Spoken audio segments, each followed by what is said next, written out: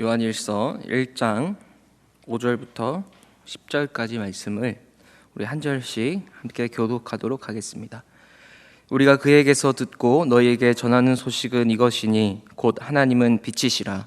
그에게는 어둠이 조금도 없으시다는 것이니라. 만일 우리가 하나님과 사귐이 있다 하고 어둠에 행하면 거짓말을 하고 진리를 행하지 아니함이거니와. 그가 빛 가운데 계신 것 같이 우리도 빛 가운데 행하면 우리가 서로 사귐이 있고 그 아들 예수의 피가 우리를 모든 죄에서 깨끗하게 하실 것이요, 만일 우리가 죄가 없다고 말하면 스스로 속이고 또 진리가 우리 속에 있지 아니할 것이요, 만일 우리가 우리 죄를 자백하면 그는 미쁘시고 의로우사 우리 죄를 사하시며 우리를 모든 불의에서 깨끗하게 하실 것이요, 만일 우리가 범죄하지 아니하였다 하면 하나님을 거짓말하는 이로 만드는 것이니 또한 그의 말씀이 우리 속에 있지 아니하니라. 아멘. 요한 1서의 핵심 키워드는 교제, 사귐이라는 단어입니다. 하나님과의 바른 교제, 바른 사귐 안에서 이웃과의 바른 사귐으로 나아가야 한다. 이게 바로 요한 1서에서 말하는 핵심 주제 중 하나입니다. 여러분, 우리는 하나님과의 바른 사귐을 가질 때에 인생의 참 행복과 참 가치를 발견하게 됩니다. 그래서 우리 인생의 모든 첫 출발점은 하나님과의 바른 관계로부터 나와야 하는 것이죠. 그래야지 하나님이 함께 하시는 형통의 축복을 누리면서 세상이 알지 못하는 주님 안에서 누릴 수 있는 그 참 행복을 누리며 살아갈 수 있습니다. 그런데 우리는 참 피상적인 사귐을 가질 때가 참 많은 것 같아요. 한 목사님께 이런 얘기를 들은 적이 있습니다. 좀 재밌는 얘기해서 같이 좀 소개하려고 하는데요. 미국에 유학가 있는 아들이 하도 연락이 없어서 문자를 보냈다고 해요. 아들 잘 지내지? 뭐 필요한 건 없니? 그랬더니 아들이 문자로 딱 한 글자를 보냈습니다. 돈. 이렇게 보냈대요. 그래서 이 목사님이 뭐라고 답장할까 너무 기가 차가지고 이렇게 답장을 했답니다. 나도. 네. 여러분, 사귐은요, 이 단순히 도식적인 관계는 아닌 것 같아요. 하나님과의 관계도 마찬가지죠. 이 하나님과의 사귐은요, 그저 우리가 예배의 자리에 잘 나온다고 해서 저절로 이루어지는 게 아닙니다. 엄밀히 말하면 그저 출석 도장을 찍는 것과 하나님과의 사귐에 들어가는 것은 차원이 다른 문제죠. 그저 얼굴 비치고 예배 드렸다 도장 찍고 가는 것과 그 속에서 하나님의 임재를 깊이 경험하고 하나님의 얼굴을 마주보고 사귐 안에 들어가는 것은 여러분 다른 문제입니다. 우리가 매주 예배의 자리에 나와서 예배를 드리지만 이 속에서 하나님과의 진정한 사귐이 있는가? 매일매일 살아가는 그 삶의 현장에서 하나님과의 깊은 교제를 누리며 살아가고 있는가? 여러분, 만약 이 예배 속에 그런 사귐이 없다면 이 예배는 그저 껍데기에 불과한 것일 뿐인 거죠. 여러분, 우리도 인간관계에서 그렇지 않습니까? 서로 얼굴만 알고 인사만 나누는 사이냐? 아니면 내 속마음을, 내 고민을 다 이야기하고 털어놓으면서 친밀한 교제를 나누는 사이냐? 완전히 다른 거죠. 여러분, 우리는 신앙생활을 하면서 이 후자, 내 속마음, 또 하나님의 뜻을 알고 하나님의 마음을 아는 그런 깊은 친밀함으로 들어가야 하는 겁니다. 그렇게 우리가 하나님과의 깊은 사귐 안으로 들어가기 위해서는 어떻게 해야 될까요? 오늘 그 방법에 대해서 살펴볼 텐데요. 먼저는 하나님에 대해 명확히 알아야 됩니다. 여러분, 우리가 누군가 사귄다, 교제를 한다. 그러면 그 사귀는 대상이 누구인지를 명확히 알아야 되죠. 그가 어떤 사람인지, 뭘 좋아하는지, 어떤 취미를 가지고 있는지. 여러분, 그 사람에 대해 잘 모르면서 깊은 사귐에 들어갈 수는 없는 겁니다. 이 하나님과의 사귐도 마찬가지예요. 하나님이 어떤 분이신지를 먼저 잘 알아야 되겠죠. 오늘 말씀에 하나님이 어떤 분이신가가 나와 있습니다. 우리 5절 말씀을 함께 보실까요? 우리가 그에게서 듣고 너희에게 전하는 소식은 이것이니 곧 하나님은 빛이시라.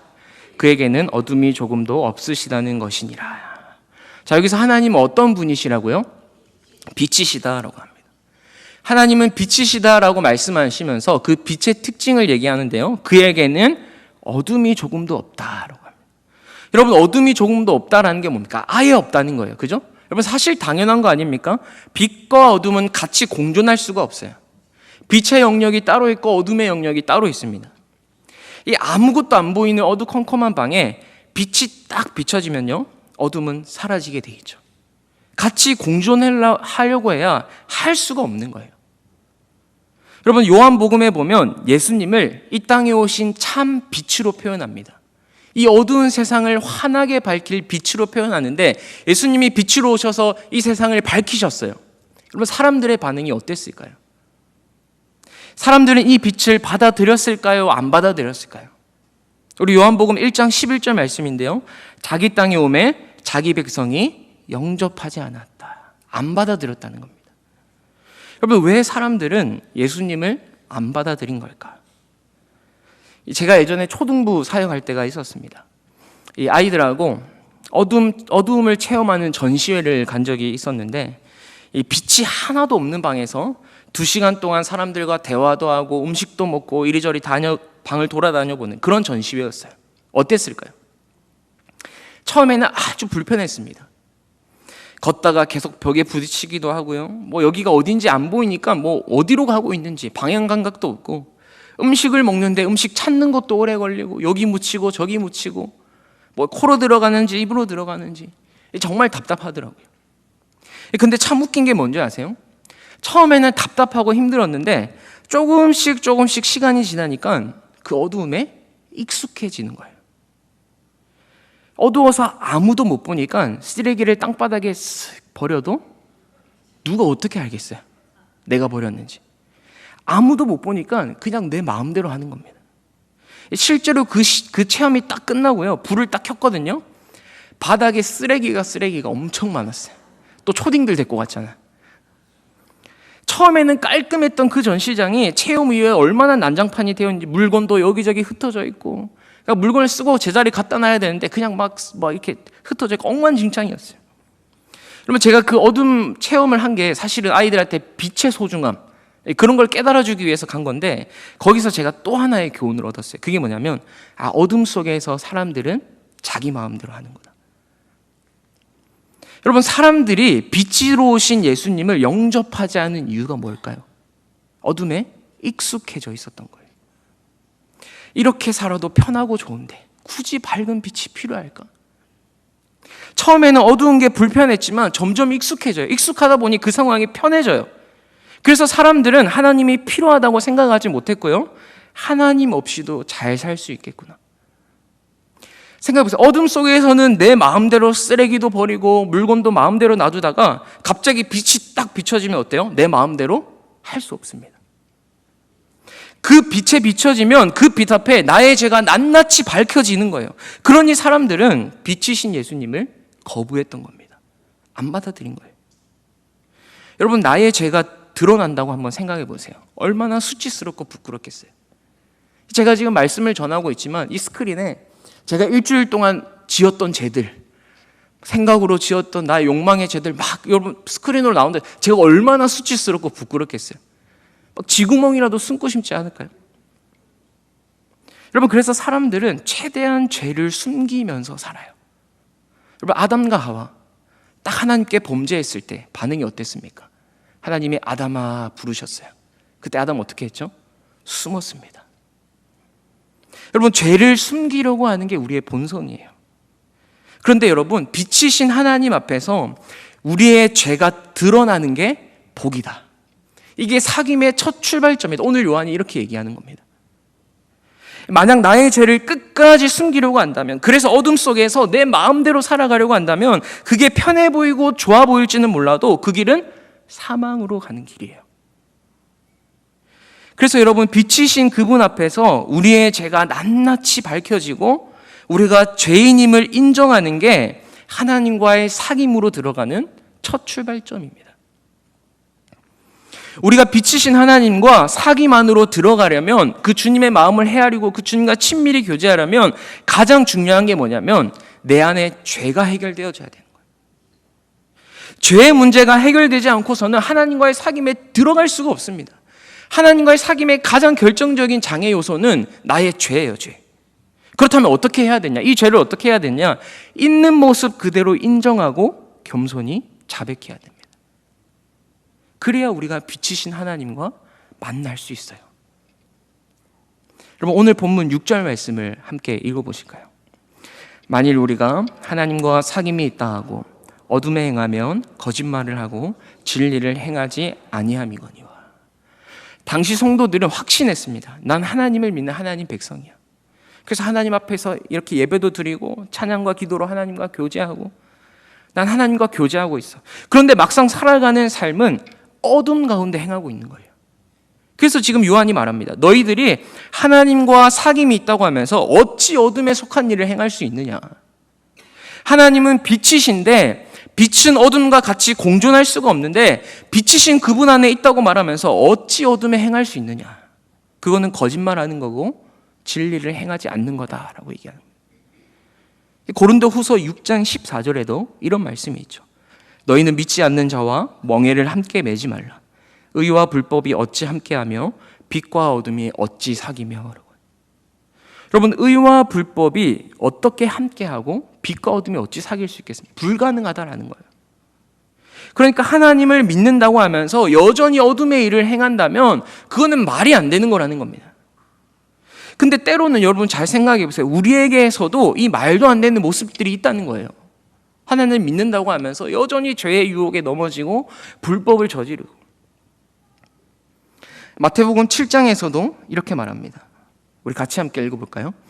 그들의 열매로 그들을 알지니 가시나무에서 포도를 또는 엉겅퀴에서 무화과를 따겠느냐. 이와 같이 좋은 나무마다 아름다운 열매를 맺고 못된 나무가 나쁜 열매를 맺나니 좋은 나무가 나쁜 열매를 맺을 수 없고 못된 나무가 아름다운 열매를 맺을 수 없느니라. 여러분, 포도나무에서는 포도 열매가 나는 게 정상입니다. 그러니까 감나무에서는 감이 나고 사과나무에서 사과가 나지 감나무에서 뭐 사과가 나고 사과나무에서 감이 난다, 있을 수 없는 일이죠. 그러니까 나무에 감이 맺혀 있으면 저건 감나무구나. 뭘 보고 알죠? 열매를 보고 합니다. 우리의 삶을 보면 사랑, 기쁨, 희락, 화평 이런 성령의 열매들이 맺혀서 그 열매만 보고도 예수님 믿는 사람이구나. 딱 알아야 되는데 말은 내가 하나님을 믿는다고 하지만 직장에서 내가 하나님 믿는 거 다 알아요. 근데 삶을 보면 열매가 없는 겁니다. 성령의 열매는커녕 어둠에 속해 있는 자들과 똑같은 거예요. 구분이 안 되는 겁니다. 여러분, 우리가 주님과 친밀하게 교제하려면요 반드시 빛 가운데 사셔야 돼요. 오늘 본문 7절에도 그가 빛 가운데 계신 것 같이 우리도 빛 가운데 행하면 이렇게 말합니다. 자, 그렇다면 빛 가운데 사는 게 뭐냐? 6절까지의 말씀만 보면요 어둠에 행하지 않는 것, 그죠? 즉 죄를 짓지 않는 것이 빛 가운데 사는 것이다, 이렇게 볼 수 있는데요, 사실 오늘 본문이 말하고 있는 것은 죄를 짓지 말라는 게 아닙니다. 죄를 짓지 말라는 게 아니라 오히려 그 죄를 인정하고 자백해야 된다. 이게 빛 가운데 사는 것이고 빛이신 하나님과 사귐에 들어갈 수 있는 방법이다, 이렇게 얘기합니다. 왠지 아세요? 아무리 우리가 여러분 하나님의 자녀로 신분이 바뀌고 어둠의 나라에서 사랑의 나라로 소속이 바뀌었다고 해도 여전히 우리에게는 어둠의 습성이 있기 때문이에요. 그러니까 죄를 안 지으려고 해도 안 지을 수가 없다는 거예요. 죄를 안 짓고 살아야 되는데, 빛의 자녀처럼 살아야 되는데 때로는 넘어지고 실수하고 쓰러지는 게, 그래서 죄와 끝까지 싸워야 하는 게 우리라는 거죠. 그래서 빛 가운데 산다는 것은 이겁니다. 내가 가지고 있는 이 허물, 약함, 부족함, 죄, 이거를 과연 드러낼 수 있느냐. 빛 가운데 나왔기 때문에 내가 문제가 있으면 다 드러나요. 잘못이 있으면 다 드러납니다. 그게 싫은 사람은 숨게 돼요. 어둠 속에 숨는 겁니다. 그러니까 어둠 속에 사는 사람과 빛 가운데 사는 사람의 차이는요, 죄를 지었냐 안 지었냐의 차이가 아니라 자신의 허물을 드러낼 수 있느냐 아니냐의 차이라는 겁니다. 여러분, 우리가 예수님과 친밀한 사귐을 가지려면 반드시 기억해야 될 것이 죄가 드러나셔야 된다는 거예요. 여러분, 죄는요 드러나야지 덮어질 수 있습니다. 드러나지도 않으면 덮어질 수도 없어요. 우리의 죄가 덮어져야 되지 않습니까? 주님의 보혈로, 은혜로. 어떻게 덮어질 수 있느냐? 먼저 드러나야 돼요. 그래야 덮어질 수 있습니다. 누가복음 18장에 보면요 바리새인과 세리의 기도가 나옵니다. 바리새인은 누가복음 18장 11절에 이렇게 기도해요. 하나님이여, 나는 다른 사람들 곧 토색, 불의, 간음을 하는 자들과 같지 아니하고 이 세리와도 같지 아니함을 감사합니다. 또 12절에 나는 1회에 2번씩 금식하고 또 소득의 11조를 드립나이다. 이렇게 기도합니다. 반면 세리의 기도는 어떻게 기도하느냐? 13절에 감히 눈을 들어 하늘을 쳐다보지 못하고 다만 가슴을 치며 이르되 하나님이여 불쌍히 여기소서 나는 죄인이로소이다. 여러분, 이 두 기도를 들었을 때 누가 더 의인 같으세요? 정말 경건하십니다. 사실 그냥 세상적인 기준으로 보면 이 바리새인이 더 의로워 보이지 않습니까? 보세요, 뭐라고 얘기합니까? 그 토색 불이 간음을 한 적도 없고 주 2회 금식도 하고 11조도 잘 드립니다. 얼마나 의로워 보여요. 그런데 예수님은 전혀 다른 평가를 내리세요. 14절 보시면요, 내가 너희에게 이르노니 이에 저 바리새인이 아니고 이 사람이 의롭다 하심을 받고 그의 집으로 돌아갔다. 예수님은 이 세리가 더 의롭다라는 거예요. 분명히 겉으로 보면 바리새인이 더 경건하고 의로워 보이는데 왜 세리가 더 의롭다 하실까? 당시 세리도 또 죄인 취급받았잖아요. 로마의 하수인이었잖아요. 여러분, 바리새인의 기도를 잘 보십시오. 그 바리새인의 기도 속에는 내가 뭘 잘못했다라는 고백이 하나도 없어요. 그죠? 즉 바리새인은 완전히 자기를 숨기고 있는 겁니다. 아니, 스스로 속고 있는지도 몰라요.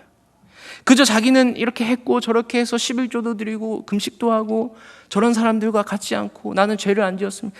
쭉 그냥 그런 것만 나열하고 있어요. 근데 세리의 기도 보세요. 자기가 잘했던 이야기가 있습니까? 하나도 없어요. 나는 그냥 죄인이고 하나님을 쳐다볼 수도 없이 가슴을 치면서 뭐라고 얘기하냐면 주여 나를 불쌍히 여기소서. 내가 죄인입니다. 세리가 지금 어떤 상황이에요? 빛이신 하나님 앞에서 자기를 본 겁니다. 나를 본 거예요. 빛이신 하나님 앞에서 내가 얼마나 추악한 죄인인지 주여 나를 불쌍히 여기소서. 이 말밖에 할 수가 없는 거예요. 여러분, 우리가 하나님의 빛 앞에 딱 서면요, 남이 어떻든지 남의 말을 못합니다. 주님, 저는 저 죄인인 세리와는 다른 거 아시죠? 여러분, 이거는 하나님 빛 앞에 제대로 서지 않은 거예요. 하나님의 빛 앞에 제대로 선다면 어떻게 남을 정죄하고 판단할 수 있겠습니까? 내 죄가 이렇게 큰데. 내 죄가 이렇게 큰데. 여러분, 오늘 본문 8절 보세요. 같이 8절 한번 읽어보실까요? 만일 우리가 죄가 없다고 말하면 스스로 속이고 또 진리가 우리 속에 있지 아니할 것이요 라고 하죠. 여기 보시면요, 우리가 죄가 없다, 난 죄인이 아니다 라고 얘기하는 것은 스스로 속이는 거래요. 왠지 아세요? 우리 중에 죄가 없는 사람이 아무도 없기 때문이죠. 하나님의 빛 앞에서 누가 죄 없다 얘기할 수 있겠어요? 누가 나는 완전하다고 얘기할 수 있겠어요? 그러니까 내가 죄를 지을 수밖에 없는 존재임을 인정하라라는 겁니다. 제가 초등학생 때 학원을 한 2개 정도 다녔는데 너무 가기 싫어서 땡땡이 치고 친구랑 논 적이 있어요. 그래서 실컷 놀고 학원 마칠 때쯤 시간 맞춰서 집으로 들어갔습니다. 집에 왔더니 엄마가 뭐 평소에는 그냥 뭐 잘 왔니? 수고했어. 뭐 밥 먹어라. 뭐 씻어라. 뭐 이러는데 학원 잘 다녀왔어? 물어보시는 거예요. 섬뜩했죠? 제가 뭐라고 대답했을까요? 네, 잘 다녀왔습니다. 그러니까 학원 땡땡이 쳤다면 혼나니까 거짓말 쳤어요. 안 혼나려고. 근데 사실 엄마는 이미 다 알고 있어요. 다 알고 물어본 거예요. 얘가 오늘 학원 안 가고 놀았구나. 또 한 번 물어보더라고요. 정말 학원 갔어? 기회를 준 거예요. 찬스를 제 입으로 고백할 수 있도록. 근데 제가 눈치가 있었더라면, 그죠? 근데 그 어린애가 무슨 눈치가 있었겠어요. 난 평소대로 학원 마칠 시간에 집에 왔으니까 당연히 엄마가 모를 거다. 무슨 눈치가 있었겠습니까? 그래서 또 당당하게 네, 다녀왔습니다. 그러자 엄마가 모든 것을 내려놓고 너 이리 나와. 그래서 그날 밤에 몇 시간 동안 두 손 들고 무릎 꿇고 벌 받았던 것 같아요. 거짓말 쳤다고, 속였다고. 여러분, 내가 저지른 잘못을 인정하면 그냥 넘어갔을 일도 우리는 잘 인정하지 않고 속입니다. 사실 잘못을 뉘우치고 죄를 인정할 기회를 주는데도 그 죄가 어떤 외부의 요인에 의해 드러나지 않는 한 최대한 숨기려고 해요. 여러분, 그런데 속이면 문제가 해결되지 않습니다. 속이면 사귐이 이루어지지 않아요. 여러분, 하나님 앞에 우리의 죄가 숨길 죄가 있습니까? 근데 하나님 앞에서조차도 우리가 숨기려 한다면 영적으로 더 깊은 침체에 빠지게 되고요, 생명에서 떠나 있게 됩니다. 오늘 말씀의 표현에 따르면 진리가 우리 속에 있지 아니할 것이요, 이렇게 얘기해요. 여러분, 숨기지 말고 인정하시기 바랍니다. 빛이신 하나님이 들추어내시고 드러나게 하실 때 겸손히 자백해야 돼. 그게 우리가 살 길입니다. 그게 주님과의 깊은 사귐에 들어가는 첫 출발점이에요. 여러분, 이렇게 우리가 죄를 자백할 때 어떤 일이 일어나느냐, 9절 함께 보실까요? 9절 함께 읽습니다. 만일 우리가 우리 죄를 자백하면 그는 미쁘시고 의로우사 우리 죄를 사하시며 우리를 모든 불의에서 깨끗하게 하실 것이요. 아멘이십니까? 우리의 죄를 인정하고 자백하기만 하면 우리의 죄를 사해 주신대요. 깨끗하게 해주신답니다. 여러분, 여기서 자백은요, 단순히 내가 죄를 뉘우치고 고백하는 것을 넘어서서 다시는 그 죄를 짓지 않겠습니다. 결단이 들어가 있는 거예요. 그러니까 입술의 고백만이 아니라 그 죄를 버려버리겠다는 의지의 행동이 포함되어 있는 게 자백입니다. 고백과 다르죠, 그죠? 그냥 고백과. 여러분, 입술의 회개는 진정한 회개가 아니에요. 나의 입술로 죄를 고백하는 동시에 그 죄를 버리겠습니다. 그 죄와 싸워보겠습니다. 힘 주십시오. 의지와 행동의 변화가 같이 따라오는 게 진정한 회개입니다. 그렇게 우리가 우리 죄를 자백하면 하나님이 어떻게 하신다고요? 우리의 죄를 사해 주신대요. 여기서 사한다는 것은 이 원어로 보면요, 죄에 대한 책임을 지지 않는 겁니다. 여러분, 우리가 보통 죄를 지으면 책임을 지잖아요. 뭐 벌금을 낸다든지 징역형, 감옥을 간다든지 죄에 대한 책임을 져야 되는데 그 책임을 면제시켜 준다는 겁니다. 그러니까 너는 더 이상 그 죄에 대한 책임이 없어. 사해 주시는 거예요. 그리고 우리를 모든 불의에서 깨끗하게 하신다. 여기서 깨끗하게 하신다는 것은요, 죄로 오염된 상태를 정화시킨다라는 거예요. 여러분, 죄는요, 죄의 책임이 있고 죄의 오염이 있습니다. 죄책, 죄오염, 이 죄인에게는 이 두 가지가 있는데, 그러니까 죄를 지으면 책임을 져야 하고 그 죄로 인해 우리의 상태가 오염되는 거예요. 근데 하나님이 우리의 죄에 대한 책임을 다 탕감해 주셨습니다. 사해 주셨어요. 뿐만 아니라 죄로 오염된 우리를 깨끗하게까지 해 주신다라는 겁니다. 여러분, 만약에 죄에 대한 책임만 탕감해 주셨어요, 그리고 오염된 상태는 그대로 두셨다라고 한번 생각해 보세요. 또 죄 가운데 빠져서 살 가능성이 굉장히 많습니다.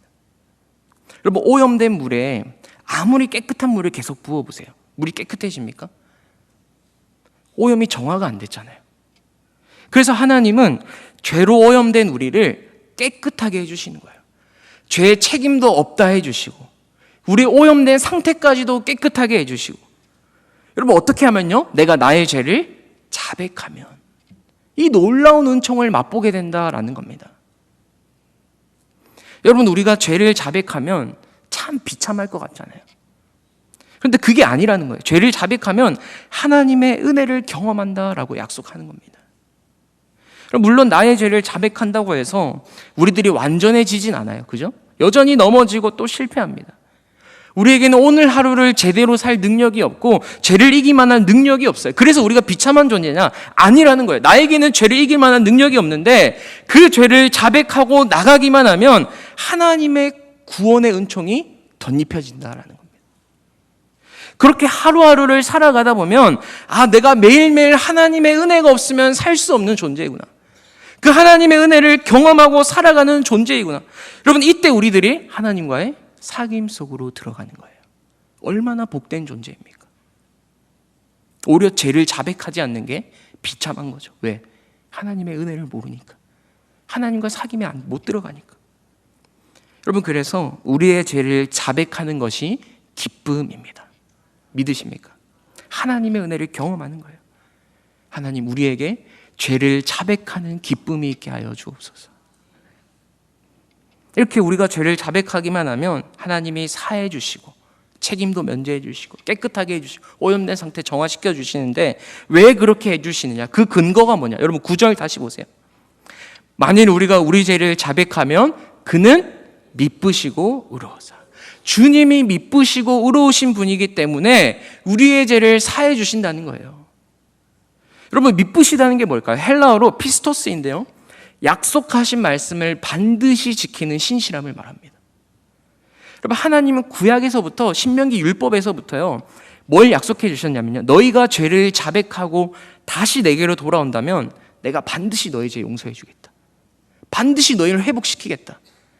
그리고 더 큰 축복으로 너희와 함께 하겠다. 끊임없이 약속하셨어요. 왜? 하나님 우리의 연약함을 아시거든요. 율법을 못 지킬 존재인 걸 아시고 우리가 범죄하였다 하더라도 다시금 살 수 있는 길을 계속 열어주셨어요. 약속해 주셨습니다. 그리고 지금까지 그 약속을 충실히 이행해 오셨어요. 여러분, 따라서 우리가 용서받을 수 있는 근거가 어디 있느냐? 내가 뭐 용서를 잘 빌어서? 반성문을 잘 써서? 뭐 내가 예쁜 짓을 해서? 그게 아니라 하나님이 미쁘신 분이기 때문에. 너희가 죄를 자백하고 돌아온다면 너희를 회복시키겠다는 그 약속을 반드시 지키시고 이루시는 분이기 때문에 우리가 용서받는다라는 거예요. 여러분, 또 보실까요? 그는 미쁘시고 의로우사라고 그랬어요. 하나님 의로우신 분이죠. 불의와 함께 하실 수 없습니다. 그런데 그에 비해서 우리는 어떻습니까? 죄인이에요. 그래서 하나님이신 그분이 이 땅에 오신 거예요. 우리 대신 율법에 순종하시고 우리 대신 그 모든 죄의 짐을 지고 십자가에서 죽으셔서 그 의를 충족시켜 주시는 겁니다. 그래서 우리가 예수님을 믿기만 하면 예수님이 이루신 의가 내게 되는 거예요. 의의 전가죠. 여러분, 그래서 우리에게 있던 죄와 불의를 거두어 가시고 의의 옷을 입혀 주십니다. 죄인이 의인이 된 거예요. 칭함 받은 거예요. 때문에 하나님은 우리가 죄를 자백하면 그 의에 근거하여 용서해 주시는 겁니다. 예수님이 다 이루시고 예수님이 다 행하시고 그 의를 보시고 우리를 깨끗하게 해주신다는 거예요. 여러분, 이 또한 그러니 용서받을 수 있는 근거가 나에게 있는 게 아니죠. 예수님이 행하신 일, 예수님의 공로로 인해 용서를 받는 겁니다. 우리가 할 것은 그저 자백하기만 하면 돼요. 나의 있는 모습 그대로 솔직히 고백하고 그 죄를 버리겠다는 나의 의지를 주님께 드리면 되는 겁니다. 여러분, 어떤 분들은 이렇게 말씀하시는 분이 있을지 모르겠어요. 아니, 똑같은 죄를 지금 내가 10년, 20년 동안 회개하는데 언제까지 해야 되냐? 여러분, 사실 우리는 잘 바뀌지 않는 습관적인 죄들이 있죠. 가만히 보면 사실 뭐 매일 색다른 죄를 짓는 게 아니라 똑같은 죄를 또 짓고 있는 경우가 많아요. 똑같은 것에 또 넘어집니다. 한두 번이면 몰라. 이 죄 때문에 몇 번이고 회개했는데 똑같은 죄를 또 짓고 있으니 어때요? 우리 마음이 낙심됩니다. 좌절돼요. 회개할 의욕조차도 사라질 때가 있어요. 충분히 이해됩니다. 그러나 여러분, 우리는 그럼에도 불구하고 끝까지 싸우셔야 돼요. 끝까지 씨름해야 됩니다. 여러분, 우리가 더러워질 때마다 손을 씻지 않습니까? 더러워질 때마다 세수하고 양치하잖아요. 혹시 이런 분들 계세요? 어차피 또 더러워질 건데 왜 씻어? 어차피 씻어도 또 더러워질 건데 씻지 말자. 일주일에 한 달 그렇게 살아보세요. 아무도 여러분 옆에 안 갈 겁니다. 여러분, 우리는 매일매일 씻어야 되는 존재들이에요. 요한복음에 보면 예수님께서 십자가 져야 할 때가 이르렀구나 싶어서 식사하시다가 제자들의 발을 씻기십니다. 대야에 물을 떠서 한 명 한 명 발을 씻어주시는데 제자들 어리둥절하는 거죠. 갑자기. 그리고 그 당시에는 종이 주인의 발을 씻는 거거든요. 근데 예수님이 내 발을 씻어요. 막 어리둥절하고 있는데 갑자기 베드로 차례가 되자 갑자기 베드로가 발끈합니다. 어떻게 주님이 제 발을 씻을 수 있습니까? 절대 제 발을 씻길 수 없습니다. 그러자 주님이 이렇게 말씀하세요. 내가 너를 씻어주지 않으면 너는 나와 상관이 없다. 그러자 베드로가 어떻게 하죠? 주님, 제 발뿐만 아니라 손과 머리도 씻어주세요. 막 들이대는 거예요. 베드로 열정적이죠? 욕심도 많아요. 그때 주님이 말씀하시기를 이렇게 얘기합니다. 이미 목욕한 자는 발밖에 씻을 필요가 없다. 발만 씻으면 된다는 거예요. 왜? 이미 목욕했기 때문에. 여러분, 우리는 이미 목욕한 자들입니다. 이미 예수 그리스도 안에서 깨끗함을 받은 주의 자녀요, 순결한 백성이에요. 그 보혈의 피가 우리를 깨끗게 하는 겁니다. 그런데 여전히 우리 안에 남아있는 죄들이 있다는 거예요. 그래서 우리는 매일매일 발을 씻김 받아야 되는 거예요. 내가 씻는 게 아니라 예수님이 씻겨주신다는 거예요. 내가 용서를 빌었기 때문에 씻음 받는 게 아니라 주님이 미쁘시고 의롭기 때문에 씻겨주시는 거예요. 여러분, 제발 부탁드립니다. 잘 바뀌지 않는 죄들로 낙심하거나 포기하지 마세요. 어쩌면 잘 안 바뀌는 게 정상이에요. 그죠? 그러나 중요한 것은 그 죄를 붙들고 우리가 매일 십자가 앞에 나가서 자백하고 씨름하고 결단하는 용기와 실행이 필요하다라는 거예요. 이걸 하느냐 하지 않느냐가 빛 가운데 사느냐 그렇지 않느냐의 차이입니다. 여러분, 빛 대신 하나님 앞에서 우리의 죄가 드러나지 않으면요, 인간은 끝까지 자기 욕심대로 살아가요. 끝까지 자기 정욕대로 살아가다가 그 끝은 멸망입니다. 그러니 죄가 드러나는 게 참 복이죠.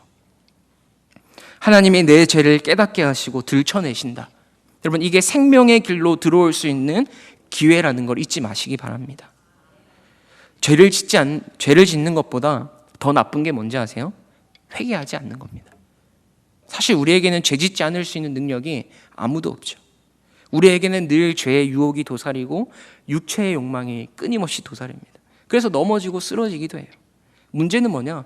우리들이 하나님 앞에서 회개하지 않는 겁니다. 여러분, 매주 주일 예배 나오실 때 회개하십니까? 사랑하는 여러분, 하나님의 빛 앞에서 나의 죄를 낱낱이 하나님 빛으로 비춰 주시옵소서. 여러분, 그런 고백을 할 수 있기를 주님의 이름으로 축복합니다. 주님, 나는 연약합니다. 나는 실수합니다. 나는 또 넘어집니다. 그러나 내 안에 계신 주님은 완전하십니다. 거짓 없이, 꾸밈 없이 있는 모습 그대로 주님께 나아가서 매일매일 우리의 죄를 사해 주시고 깨끗하게 해주시는 그런 하나님의 놀라운 은혜를 경험하는, 그래서 하나님과의 사귐 안에 들어가는 우리 대길교회 성도님들 되시길 주님의 이름으로 축복합니다. 기도하겠습니다. 하나님, 감사합니다. 빛이신 하나님 앞에 우리의 죄가 드러나고 우리의 죄가 자복할 수 있는 게 은혜고 기쁨인 줄 믿습니다. 하나님, 그래서 우리가 하나님과의 깊은 사귐에 들어가게 하여 주시고 하나님과의 깊은 사귐 안에서 우리의 영혼이 충만해지고 하나님의 뜻대로 주의 자녀대로 빛의 자녀대로 살아갈 수 있도록 은혜 베풀어 주시옵소서. 예수님 이름으로 기도합니다. 아멘.